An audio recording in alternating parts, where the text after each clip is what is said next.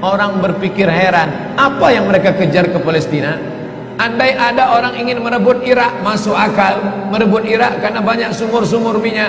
Andai ada mau ekspansi ke Kuwait, masuk akal, karena sumur minyak di Kuwait banyak. Kenapa kembali ke Palestina? Ada apa? Tanah yang tandus, tanah yang kering kerontang.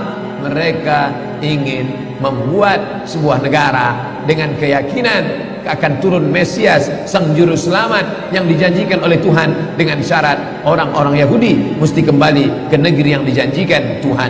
Yang kedua, Mesias sedang menunggu. Mesias melihat ke bawah. Kalau dia tengok di bawah masih banyak gurun pasir, dia tidak mau turun.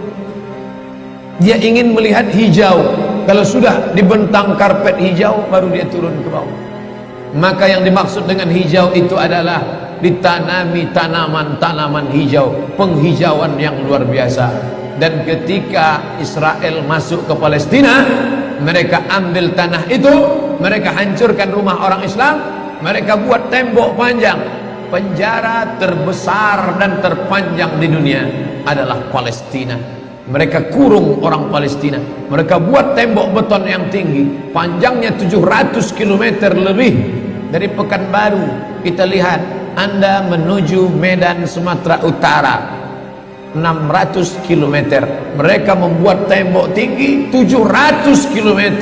Bayangkan, umat Islam terisolir dan mereka tanami hijau-hijau.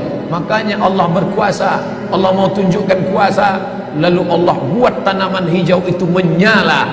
Dalam pokok yang hijau itu menyala beberapa bulan yang lalu. Heran orang, Allah mau menunjukkan kekuasaannya. Kalian tidak mau tolong Palestina, aku yang akan menolongnya. Tanaman yang hijau yang mereka tanam itu tiba-tiba terbakar. Tidak ada yang bisa mematikannya. Sampai-sampai reporter wartawan Amerika mengatakan, tidak ada yang bisa mematikan kebakaran ini kecuali Tuhan, karena Dia yang membakarnya. Mengerti keadaan kita zaman sekarang. Jangan sampai dikatakan Palestina bukan urusan kita. Ini kan masalah politik. Indonesia ya Indonesia, Palestina ya Palestina. Antum tidak mengerti masalah dunia. Palestina adalah masalah umat Islam. Subhanalladzi asra bi'abdihi. Maha suci Allah yang sudah memperjalankan hambanya minal masjidil haram, dari masjidil haram, ilal masjidil aqsa, masjidil aqsa. Masjidil aqsa Palestina. Kita yang tertulis dalam kitab suci kita bahwa kita punya ikatan emosional. Kenapa kita tidak yakin itu? Yahudi ajarannya dibuat-buat, ajarannya mitos, tapi mereka punya keyakinan yang luar biasa. Mereka rebut negeri itu, mereka kuasai, mereka hancurkan negeri musuh. Atas dasar apa? Keyakinan bahwa Mesias akan datang. Yang kelima, apa yang mereka lakukan untuk Palestina? Mereka meyakini ada Temple of King Solomon, tempel kuil King Solomon, Raja Sulaiman. Kata dia, King Solomon itu punya tempel kuil, dan Temple of King Solomon letaknya pas di bawah Al-Masjidil Aqsa. Apa maknanya? Mereka mengeruk setiap hari, bulldozer, traktor, ekskavator, terus mengeruk keliling Masjidil Aqsa. Mereka ingin meruntuhkan Masjidil Aqsa.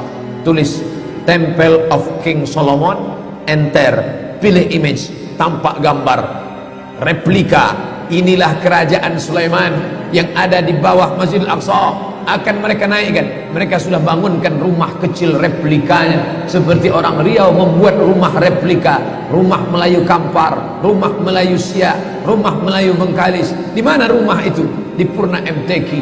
Anak-anak kita kalau mau tahu bagaimana rumah Melayu Kampar, bagaimana rumah Melayu Siak, bagaimana rumah Melayu Pelalawan, pergi ke sana. Sebagiannya ada, sebagian tak ada, entah kemana pergi. Tapi mereka membuatkan itu. Inilah dia replika kerajaan Temple of King Solomon. Artinya apa? Mereka ingin menghancurkan Al-Masjidil Aqsa berkeping, sampai akhirnya disitulah nanti kemarahan umat Islam. Entah marah entah tidak, melihat gayanya tak marah. Tapi akan ada hamba-hamba Allah, la tazulu fi ummati ta'ifatun min ummati, akan tetap ada sekelompok umatku yang memperjuangkan agamaku, kata Allah Subhanahu wa ta'ala. Yang terakhir, yang kelima, akan turun Mesias. Kapan itu terjadi? Ketika terjadi perang besar. Sebetulnya dalam agama Islam sudah dituliskan yang dimaksud dengan Mesias itu siapa. Kata Imam Al-Hafiz Ibnu Hajar Al-Asqalani dalam Fathul Bari, yang dimaksud dengan yang dinanti-nanti mereka itu adalah Dajjal. Dajjal itulah sesungguhnya yang sedang mereka nanti. 70,000 Yahudi wara'ad Dajjal. Ada 70.000 Yahudi yang akan berada di belakang Dajjal ketika dia turun nanti. Makanya tiap hari, tiap petang kita berkata, Allahumma inni a'udzubika min adzabi jahannam wa min adzabil qabri wa min fitnatil mahya wal mamat wa min syarri fitnatil masihid Dajjal. Dajjal itulah yang sedang mereka tunggu. Dajjal itulah yang sedang mereka nanti-nantikan. Kita menantikan kedatangan, dia pun juga menantikan akan kedatangannya. Bedanya apa? Mereka meyakininya dengan semangat. Semangat mereka luar biasa. Mereka bangkit.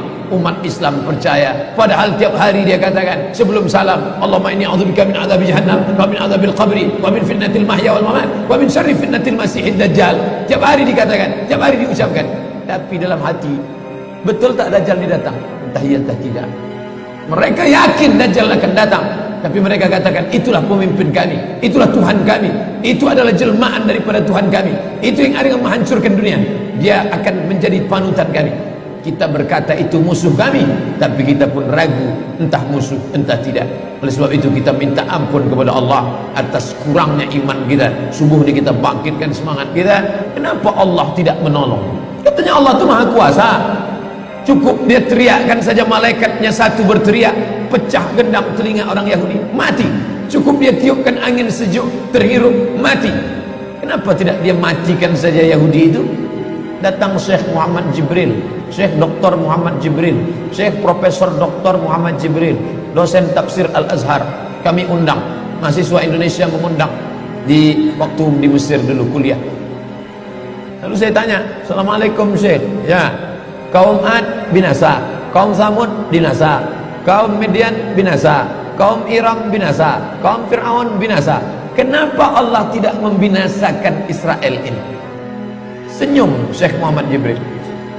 Apa kata dia? Ya beni, anakku, seandainya Allah membinasakan Israel ini, lalu apa yang tersisa untukmu? Ditunjuknya saya. Seandainya Allah membinasakan Israel ini, lalu apa yang tersisa untukmu? Terdiam saya. Allah sengaja sisakan ini sebagai medan jihad kita menolong agama Allah Subhanahu wa ta'ala.